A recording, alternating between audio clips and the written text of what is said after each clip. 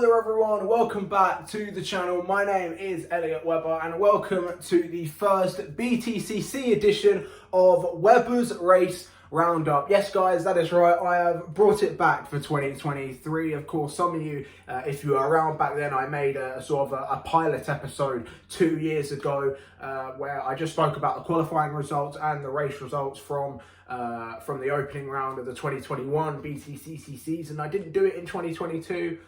Can't remember why, but I've decided to bring it back for 2023. Of course, I've already done this this year with the opening round of the TCR UK weekend a few weeks ago at Snetterton. But now, my main priority on this channel is to talk about BTCC. So here we are. So first of all, let's talk about the qualifying session from the Saturday at Donington Park. As always, let's get straight into this.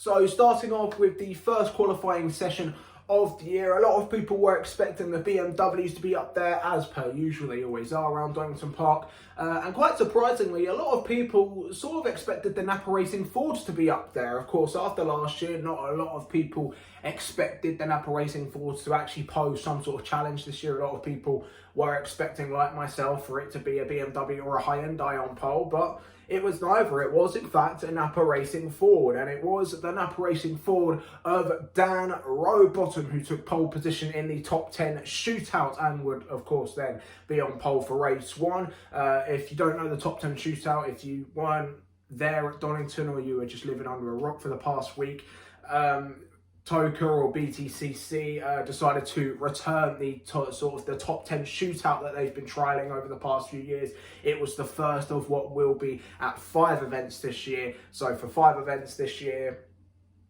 there will be the regular qualifying session, which, as we all know by now, whoever sets the fastest lap gets on pole. But this time it was a little bit different. The top 10 of the first qualifying would go through to a top 10 shootout where the fastest of those 10 would officially be on pole position, where drivers from 11th place to last will start in the position they qualified in.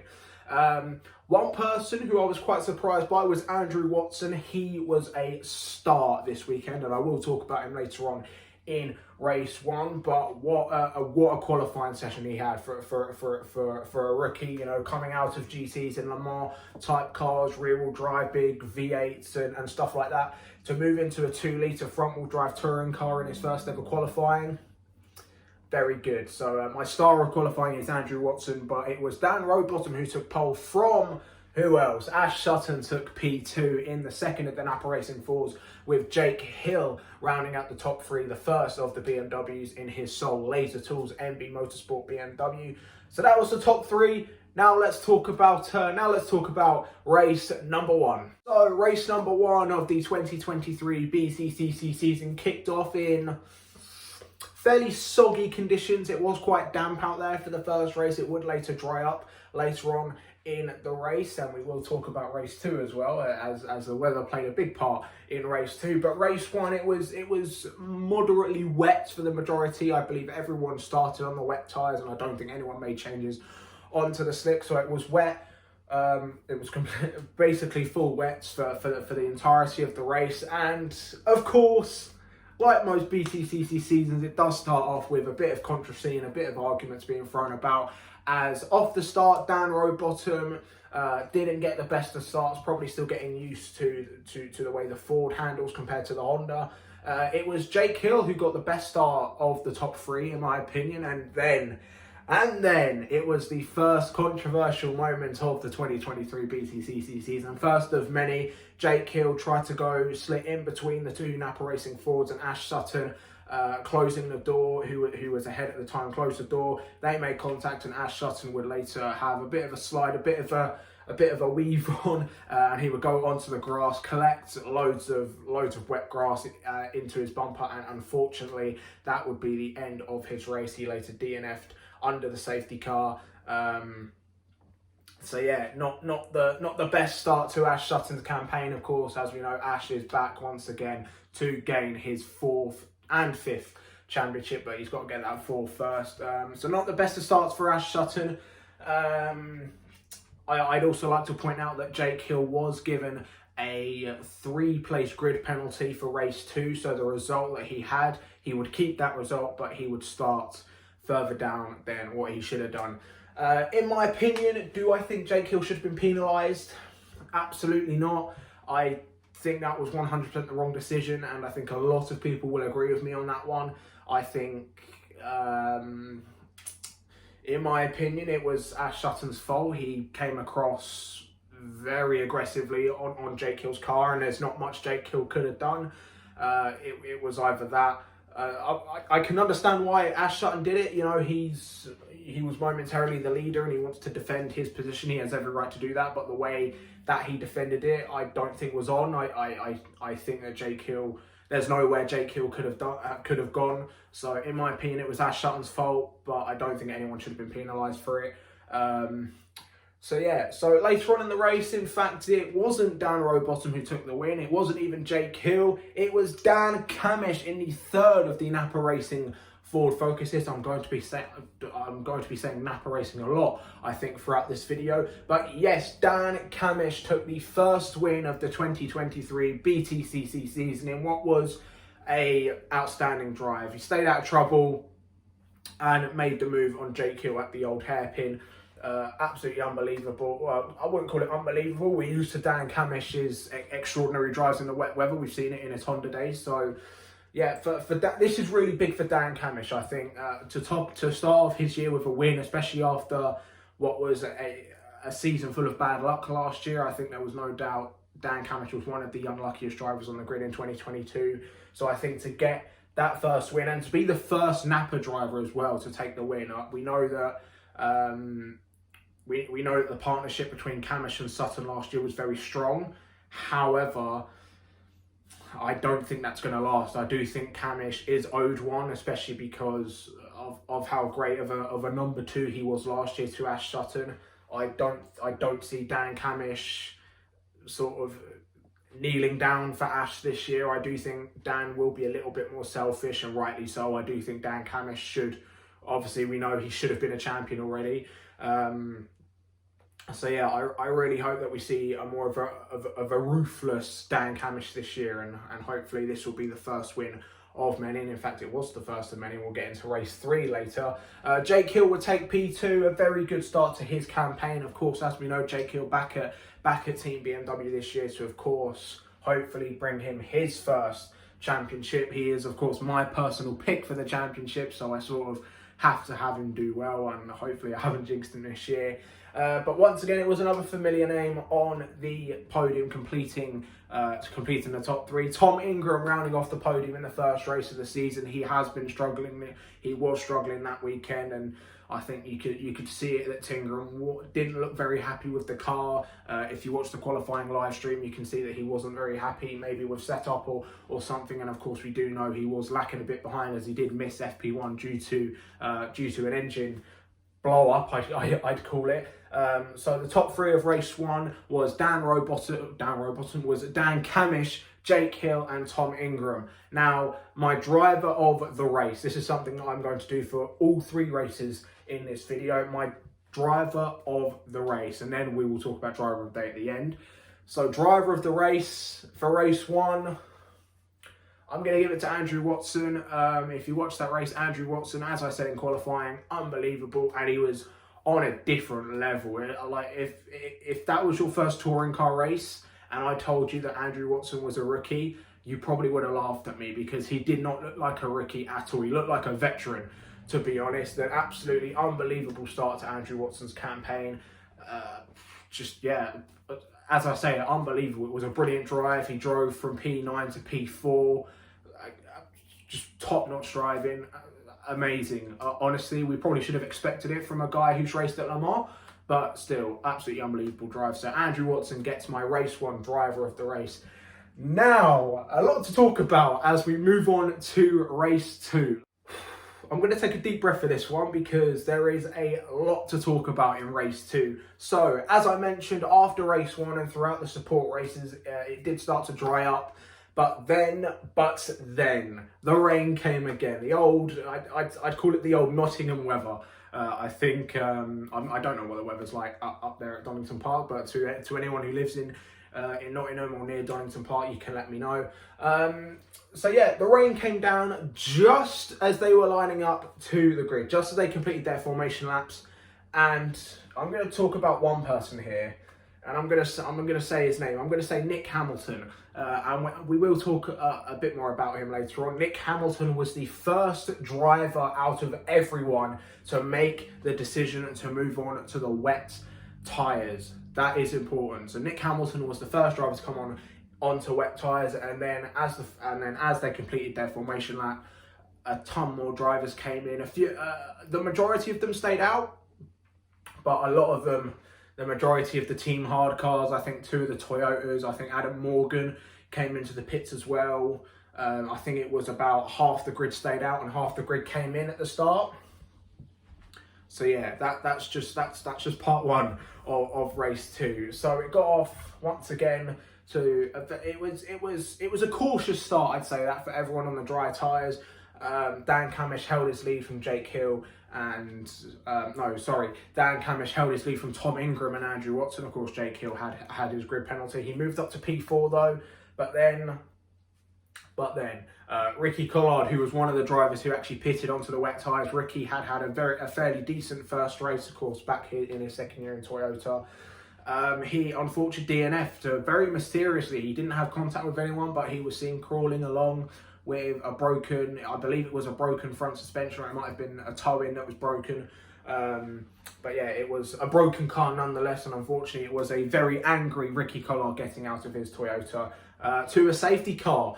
And the guys on the wet tyres were like, yes, I just hit my door. Oops. But yeah, the guys on the wet tyres were obviously celebrating, as it meant that they could bunch up to the guys on the dry tyres, which meant that they could pretty much run away with it. So what was the running order from the wet tyres? So of course we had the dry tyres, we had Camish, we had Ingram, we had Watson, we had Jake Hill, but who was on the wet tyres? So from 13th onwards, everyone from 13th onwards was on the wet tyres. It was Adam Morgan, which was, you sort of expect Adam to be up there, especially in his new BMW. It was Nick Hamilton second in line, and then I believe it was Tom Chilton behind him. That will make an interesting top 3, don't worry. But that was not the top 3. But I will continue. After the safety car came in, a few of the guys under safety car decided to come in and change onto wets, which was very smart because you could just cling onto the back of the guys that started on the wets and then just pick your way through. But as soon as the safety car came in, you can see it was dead on for wet tyres. But some of them stayed out, and we were all like, well, why? It was 100% definitely wet tyre conditions, but some of them thought that they could stay onto dries in the hopes that it would dry out and they could make the places back up. But that didn't happen. It stayed wet, and then we saw it. Adam Morgan has passed everyone. Nicholas Hamilton has passed everyone. Tom Chilton, Ronan Pearson was up there. It was unbelievable, and I think this is where we need to talk about Nick Hamilton. Absolutely unbelievable performance by Nicholas Hamilton. There's no other word for it. Nicholas Hamilton made the right decision. He was running in 5th and 6th for the majority of the race, but he was up to 4th at some point, and honestly, I was really hoping he'd get onto the podium because, man, oh man, was it a legit possibility.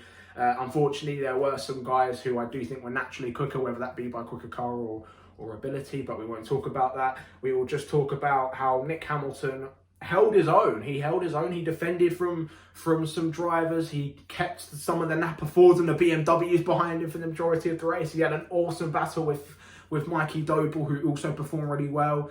So yeah, Nicholas Hamilton, I'm going to say this already, Nicholas Hamilton for me in race 2 was driver of the race for me.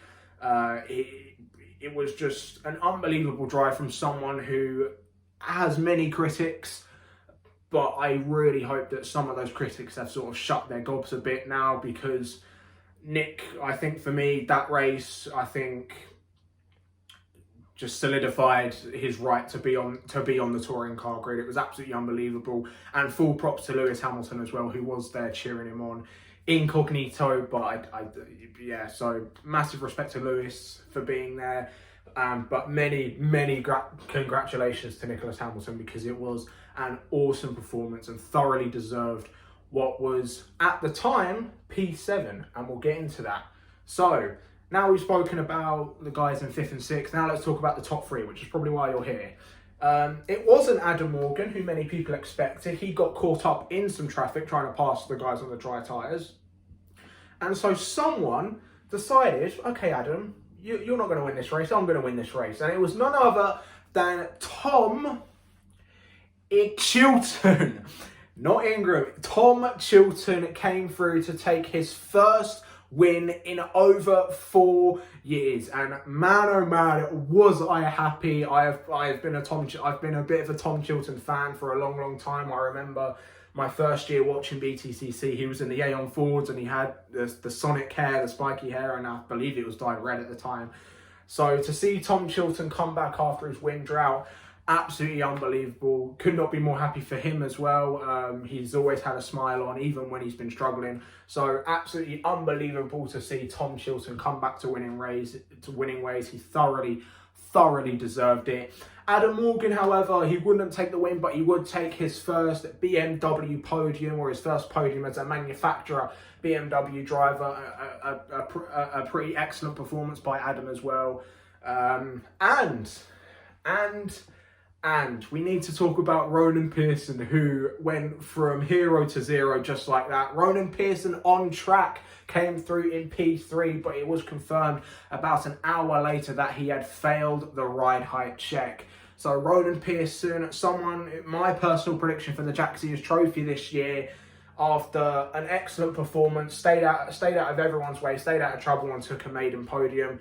Very unfortunate that he lost that podium, but Ronan, if you're watching this, I wish you the best of luck for the rest of the year, and I am confident you will get that first podium back. But when there's a loss, it's someone else's gain, and that someone's gain was Sam Osborne, who came through to finish on track in P4, but due to Pearson's disqualification, it was Sam Osborne who would take his maiden BTCC podium. Now, once again, this is someone we have to talk about. Sam Osborne is someone who, like Nicholas Hamilton, has had quite a lot of critics. We of course do know his dad, Pete Osborne, does own the Motorbase squad and does run the Motorbase and Napa squad. So of course it was always going to be a seat for Sam Osborne there. But man, I'm really happy to see Sam Osborne finally get that chip off his shoulder from someone who's met him as well. Such a lovely guy. So yeah, I couldn't be more proud of Sam either. Yes, it wasn't an on-track podium, but a podium's a podium either way. It doesn't matter how you get them. If you get them, you get them. So big ups to Sam Osborne, and once again, congratulations to the Napa crew for gaining another podium finish. So yeah, excellent job by the top 3. Your top 3 are Tom Chilton, Adam Morgan and Sam Osborne officially. And like I say, driver of the race, Nicholas Hamilton, absolutely unbelievable. Now, let's get into race number 3. So race number 3, the third and final race on what was a very chaotic weekend. Everyone had to recover from what was an amazing race in race 2. And so the reverse grid race as well, usually the one that gets a little bit spicy, and that race certainly was spicy as well as race 2. So they brought back the drivers swapping out the reverse grid out of the bowl. First time, I believe, in eight years, I think. 2015 was the last time they did the drivers, the actual race winner doing it. Of course, the controversy behind that I will talk about potentially in another video. Who knows? If you want to see that, let me know. So yeah, so Tom Chilton was the one doing the reverse grid draw this time, and he drew out the forbidden number, let's say. Number 12 was swapped, the top 12 swapped. Of course, originally meant to be Dan Rowbottom, who originally finished 12th, but as I say, due to Ronan Pearson's disqualification, Dan Camish was promoted to reverse grid pole, and flat out, I'm just going to say it, he didn't look back. It was an utterly dominant performance by Dan Camish, something we probably should have seen at some point last year, but didn't. But it was reminiscent of his days in the Honda. I'm going to keep milking that 100%. So yeah, Dan Cammish, and utterly another solid drive. Dan Cammish to take his second win of the season, his second win of the day, which would indeed see him extend his championship lead, and we will talk about that at the end of the video. Dan Cammish, as I say, never looked back. Second place went to Tom Ingram, taking his second podium of the day and of course of the season. And third place would be, finally he gets one, Ash Sutton. He finally took his first podium of 2023, something that we probably should have seen in race 1, something that we surprisingly didn't see in race 2. Ash Sutton finished P16 on the road, but again, Pearson's penalty, so it promotes Ash Sutton to P15. So from P15 to P3, excellent race. Ash Sutton in race number 3 gets my driver of the race, in my opinion. As I say, it was typical Ash Sutton, to be honest. We weren't expecting any different. Pulled off some excellent moves on Colin Turkington, and some excellent moves on Jake Hill near the end of the race to get that podium. A brilliant day for Napa Racing, to have 3 of their drivers score podiums. Bit of a heartbreak for Rowbottom, but still an excellent day for Napa Racing to gain 2 wins and 5 podiums, I think, over the course of the weekend. 4 or 5? It's 4 or 5. So yeah, excellent day for Napa Racing. A brilliant day for Tom Ingram and for Dan Cammish as well. I think Tingram can go home happy with his results. So yeah, but I think the man of the hour, or the man of the day even, has to be Dan Cammish. Yeah, I'm going to say it now. Dan Cammish gets my driver of the day. He was the most consistent. That's why he's championship leader. And to take 2 wins, 2 thoroughly amazing wins as well. I really think that we might be wrong about our predictions. Some are definitely predicting Tom Ingram to win a second. Some, like myself, are predicting Jake Hill. Some are predicting Ash Sutton to win a 4th. Some are predicting Turkington to win a 5th.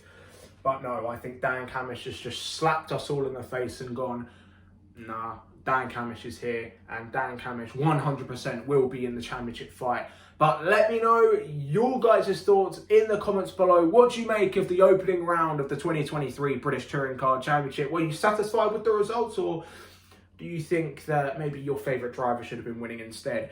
Congratulations to Dan Cammish and Tom Chilton for their race wins. Congratulations to everyone on their podiums as well. And as I say, once again, congratulations to Nicholas Hamilton on his best career finish. Thank you guys for watching. Of course, if you are new around here, be sure to like this video, share with your mates as well, because it of course does help my channel grow. And of course, as always, press that red subscribe button, because as always, we are firmly on the road to 200 subscribers. So thank you guys for watching, and of course I will see you guys in the next one.